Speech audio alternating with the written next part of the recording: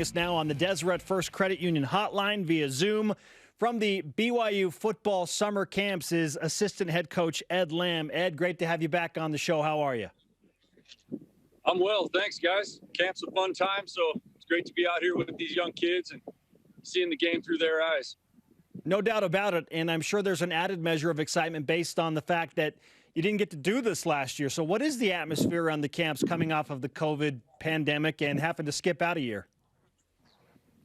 Well, the attendance is really good, so I think people missed it, and they're excited to get back out here. And it's nice not to have to worry about mask measures and stuff like that out here. We can get in there and coach the guys up at an intimate level and a close level, and demonstrate whatever we need to demonstrate. Make sure we're touching the same footballs and stuff like that. It's and blocking dummies and things. It's really completely different than anything we pulled off a few months ago. So looking up that way.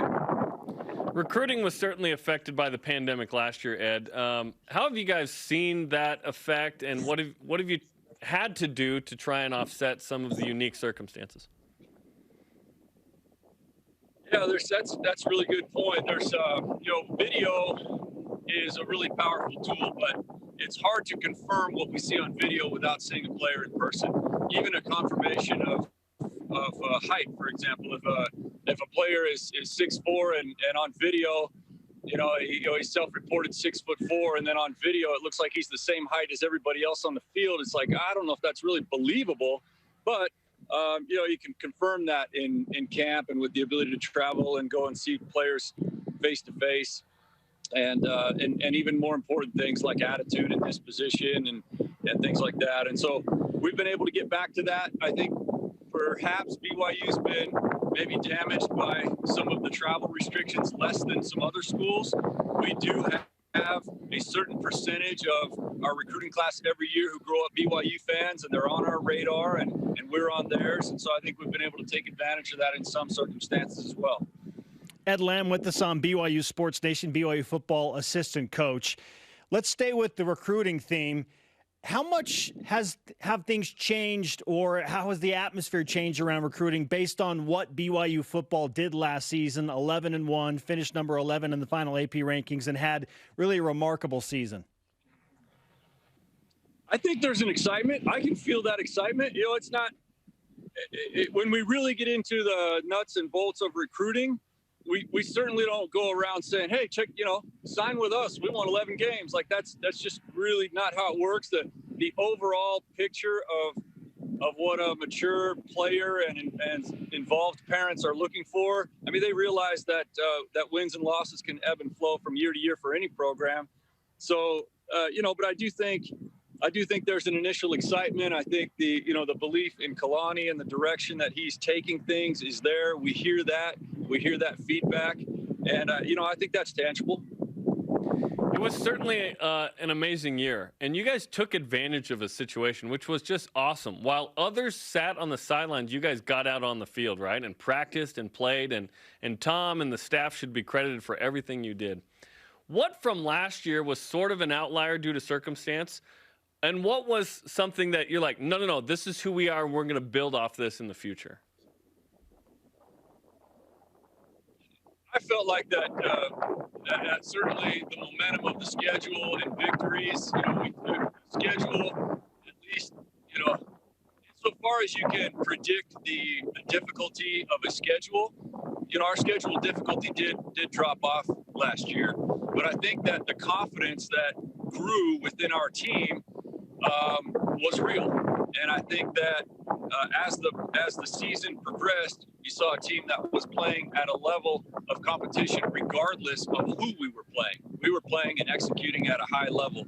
And so I think that feeling of that knowledge, that experience is something that the players who left, I think they leave a legacy now for the coaches and players to continue on with. Let's talk about some of those players that left, specifically the void that they leave behind, and within your linebacking core, headlined by Isaiah Kaufusi. What's the status of the BYU linebackers right now, having lost so many veterans on the defensive side of the ball?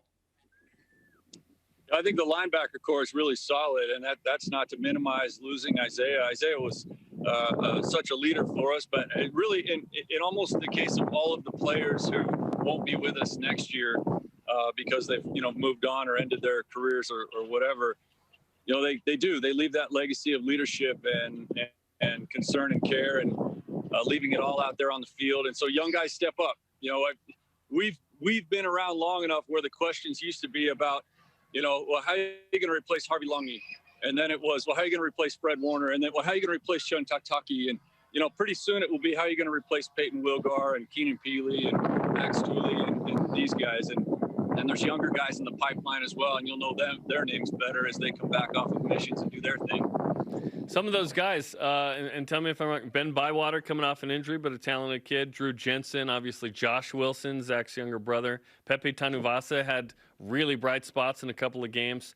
And then a couple freshmen yesterday or 2 days ago, Viliami Tausinga announced, and then Oliver Nasilai, who some of his film was like, really violent. Like he just smashes fools.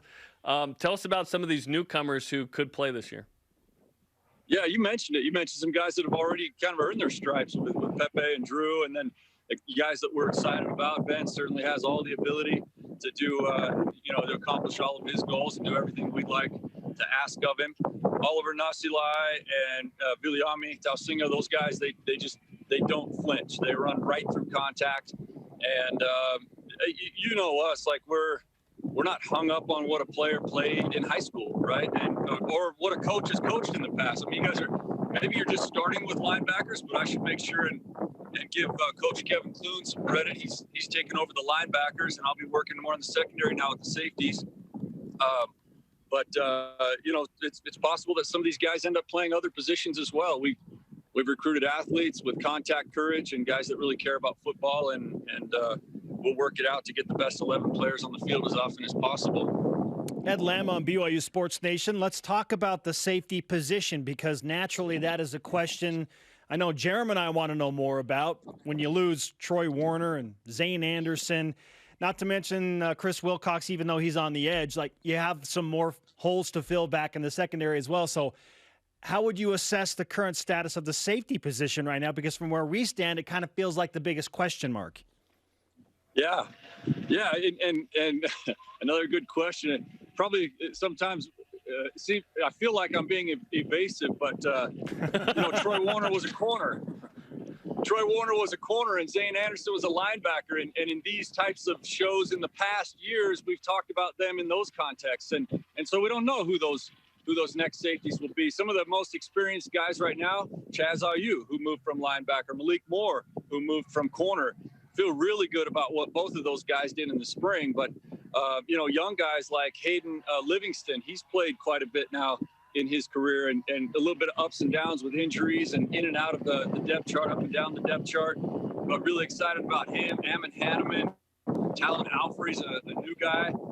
Javelle Brown stepped out of, being a young player, and all of a sudden in the spring elevated his game. And you'll see him on the field somewhere in the defensive backfield, I think. So, yeah, a lot of challenges there. And then, looks like Micah Harper and George Udo might be kind of limited. And so we need some guys to step up in so much as and as long as those guys maybe are limited in their action early in the season. Good insight into that. And you mentioned Kevin Clune coming in with the linebackers. You're going to work with the safeties. Remind me, Preston Hadley goes to D-line. Who is he working with? Yeah, Preston Hadley's going to go to the defensive ends, and the D-line will still kind of, like a lot of the position groups, they'll meet somewhat together, with Coach Tuiaki probably taking the lead, at least maybe early in camp. And, Preston's learning that position and how it fits in. He's going to bring a lot of energy, a lot of detail. He's a really hard worker, and everything that he brought to our secondary, he'll now bring to our D-line. And so I think he'll be a really nice compliment to Coach Tuiaki, and those guys will work well together. Yesterday on Instagram, I noticed Preston Hadley went boating with some members of the team. Blake Freeland, okay, they were holding onto the rope, but they weren't being pulled by the rope on a wakeboard. Blake Freeland can wakeboard just holding onto the rope as an O-lineman. He's going to be a tackle, probably a starter. How athletic is Blake Freeland? Yeah, well, you know this, but maybe some people could use a reminder or just kind of some enlightenment. Blake Freeland was a quarterback in high school when we offered him. Yes. Yeah. But